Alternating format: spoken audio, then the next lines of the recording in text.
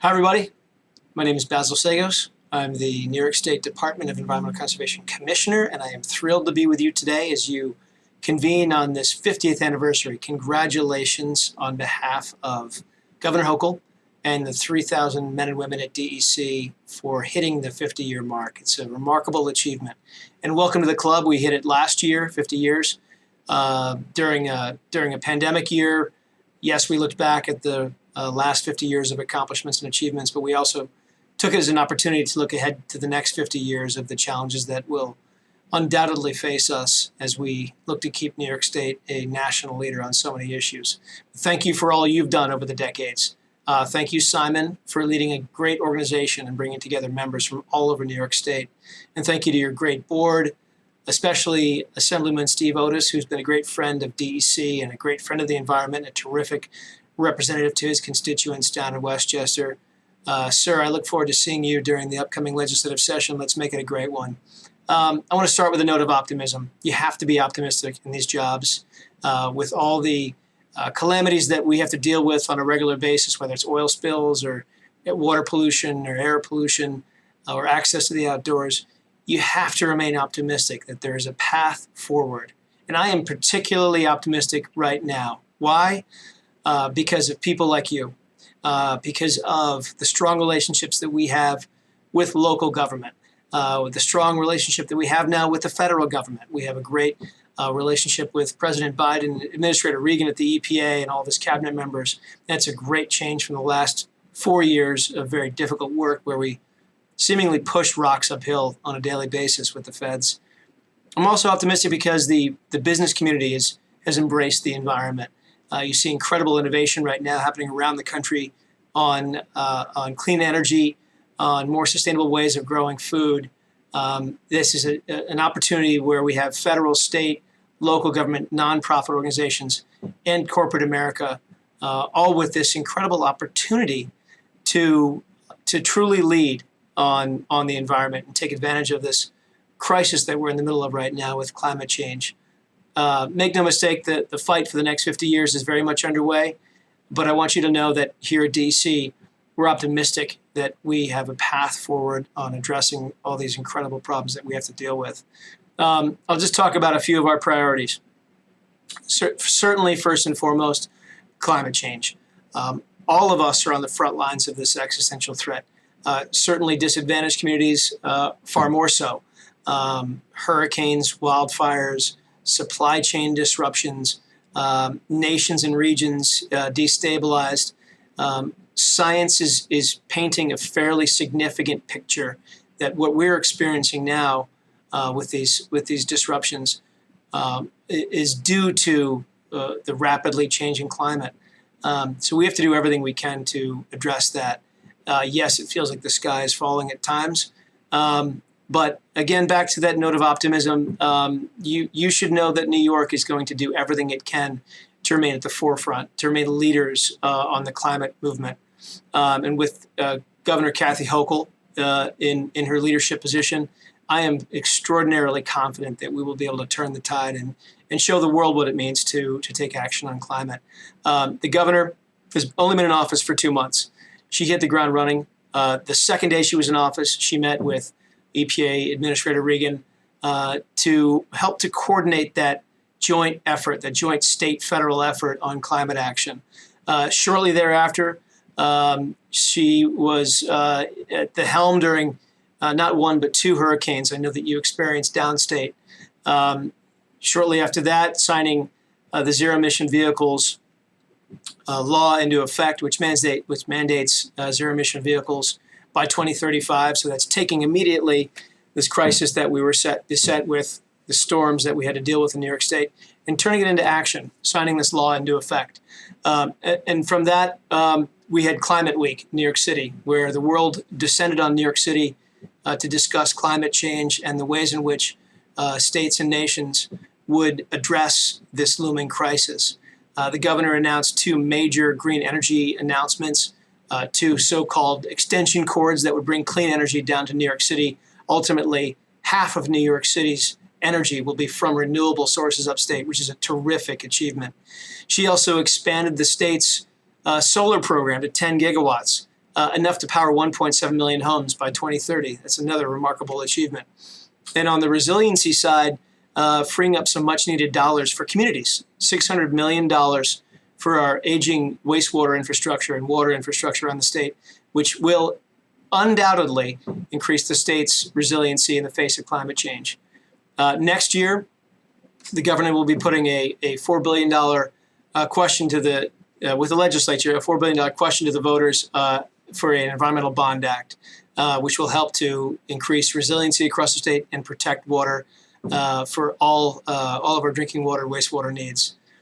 She also launched this very innovative air monitoring initiative across New York State, which DEC will be leading in 10 different communities, covering up to 5 million New Yorkers using the most cutting-edge technology of anywhere in the world, where we will have not just block by block, but lot by lot depiction of where pollution is coming from. This is going to be extraordinarily important in the most impacted frontline communities in urban areas where we know we need to make change for the benefit of the communities of the future.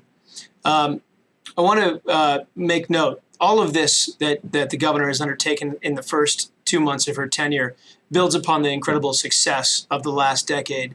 And I want to update you on one law in particular, the Climate Leadership and Community Protection Act, which the governor signed into law in 2019 after working with the legislature to get this law passed. This is the nation's leading climate law. Still, 2 years later, it is the model for how a state can reduce its emissions and protect its jobs, and ultimately transition its entire economy to a net zero carbon emissions economy, while at the same time achieving environmental justice for disadvantaged communities. And that's really the hallmark, that's the centerpiece of the law, is recognizing that frontline communities have borne the brunt of pollution for many years and need to be invested in the future solutions. In implementing this law, I mentioned it came on the books in 2019, we have been meeting nonstop to craft the state's plan. We didn't miss a beat during COVID. Actually, we became, in some ways, more efficient. All of our agencies were able to meet on a regular basis with 127 experts that we convened from around the country, most of whom are from New York, but certainly from around the country. Experts in everything from energy efficiency to transportation to just transition, and are crafting right now a final plan, final draft plan that will go in front of the public for public comment and meetings starting in January of 2022. The final plan, after receiving public comment and working this through with the legislature, the final plan would go into effect in 2023, January 1st, 2023. Very importantly, on environmental justice, we've been working closely with the environmental justice community through the Climate Justice Working Group to solicit the appropriate definition of a disadvantaged community. That's a very important definition. That definition will guide how the state will hit its obligations to hit a 40% benefit investment in disadvantaged communities. So once we know where the disadvantaged communities are, we can appropriately gauge our success in meeting those benchmarks over time. Some early findings on jobs and costs. And now those are among the most asked questions of this initiative that we're in the middle of right now. And the early numbers are very encouraging. The transformation of our economy from one that is dependent on fossil fuels to one that is dependent on renewable energy will be a net benefit of between $80 billion and $150 billion to the state. That's over and above, that's a net benefit over and above the cost that we would have to expend. Now, getting there obviously will not be easy. We have to chart the pathway through rulemakings and legislative changes. But we know that if we do this right, this will create not just incredible economic opportunity for the state, but literally hundreds of thousands of new jobs. So I would encourage you to look closely at this process as it unfolds. Please take a moment to engage in the public comment process and take some optimism from some of the progress made thus far. Even I mentioned some of the progress we made on renewables here in New York State. We are one of the fastest growing renewable state in the U.S. right now. Our solar economy alone has already produced 12,000 jobs. And the new commitment that the governor announced will add 6,000 more. Offshore wind, we are the leading state on offshore wind right now. The initiative that we're growing with the offshore wind turbines and the onshore manufacturing facilities is producing thousands of jobs and will produce billions of dollars in economic activity. So we're showing that climate action isn't just good for the climate. It can be good for our communities, and it can be good for our bottom line, our economy, and our ability to compete as a state for many, many, many years to come. We'll be taking some of this momentum to Glasgow at the upcoming international conference, Council of Parties in Glasgow in November. I will be there along with the president of NYSERDA, Doreen Harris, to represent New York State and to push other subnational entities into action on climate, to show them that there's a path forward. So what's next? I mentioned that climate was really one of our top priorities, if not our top priority as an agency.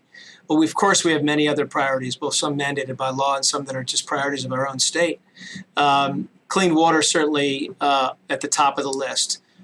We've made an incredible investment in water infrastructure over the last 6 years. We've dedicated over $4 billion to water, drinking water and wastewater infrastructure.